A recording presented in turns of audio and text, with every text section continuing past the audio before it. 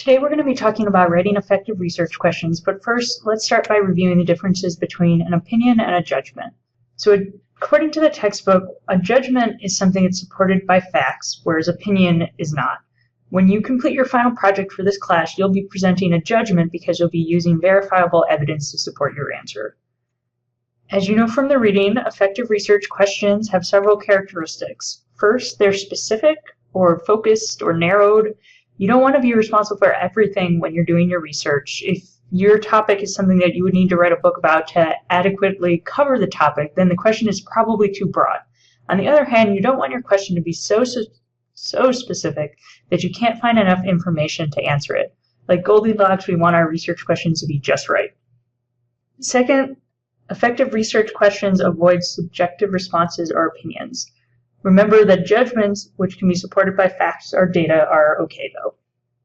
Third, effective research questions can be answered with verifiable facts. In other words, they require research, and if somebody hasn't already written a research study about the question that you're asking, it's something that somebody could design an experiment to use to help answer the question.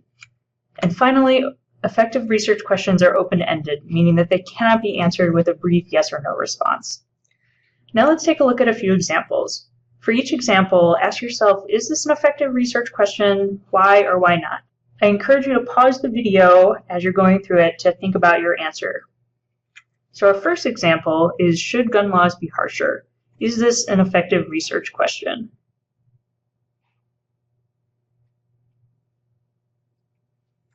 So this is not a very effective research question. First off, it's too broad. Whose gun laws are we talking about? Canada's gun laws, Colorado's gun laws?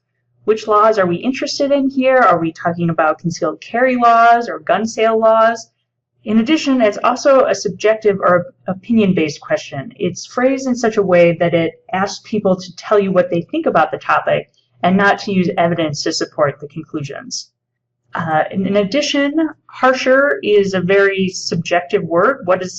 What exactly do we mean by harsher? Would you have the same definition of harsher as I would? It's not clear from the question how we would be able to measure harsher. And finally, this is an example of a closed question because it could be answered with a yes or no. A more effective question would be, how do state restrictions on concealed carry permits affect violent crime rates? Though there are, of course, many other effective questions you could write about using a similar topic. Let's take a look at our next example, which is, does the United States have a good education system? What do you think? Is this an effective research question or not?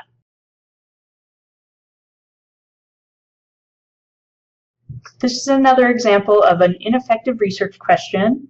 In the first case, the United States educational system is still too broad. What exactly are we interested in about the education system? Are we talking about colleges, kindergartens, the cost of education, how fifth graders are taught math?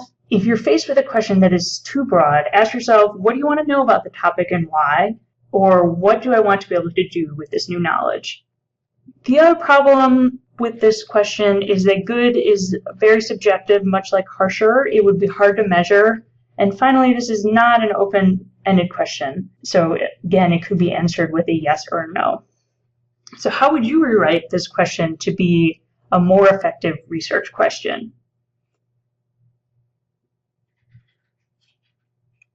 So here's the examples of the research questions I came up with. So it could be, what are the differences between the higher education system in the United States and Canada? Or what effect does pre-K attendance have on academic achievement in elementary school children? You may have come up with others that are equally effective.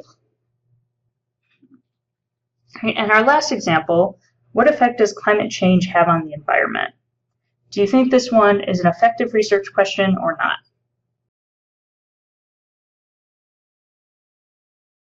So this is a much better research question than our previous two examples, but it's still too broad. In order to answer this question, you would probably have to write a pretty long book. And you want to remember when you're writing your research questions that you only have a few weeks to work on the research project. So you want to keep the scope of your topic to a manageable level. How would you rewrite this question to be a more effective research question? So a more specific and effective question would be, what effect does climate change have on polar bear populations? And again, there's many variations that you might have come up with. It takes practice to write good, effective research questions. Remember to keep these characteristics in mind as you're writing your research questions for this and other classes, and you'll be writing good questions in no time.